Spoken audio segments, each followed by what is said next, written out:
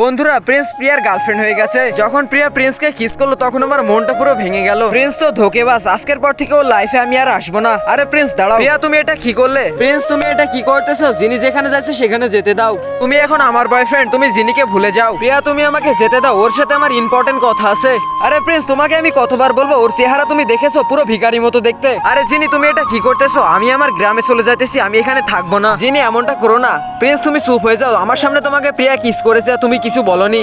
এরপর আমার cooking competition শুরু হয়ে যায় আর ওখানে প্রিয়াও আসে। আরে জিনি কি অবস্থা, কেমন আছিস? আরে তোর সাথে আমার কোনো লেনা দেনা নেই। বন্ধুরা প্রিয়াকে সবাই হেল্প করতেছে কিন্তু আমাকে হেল্প করার মতো কেউ নেই। তখনই প্রিন্স চলে আসে।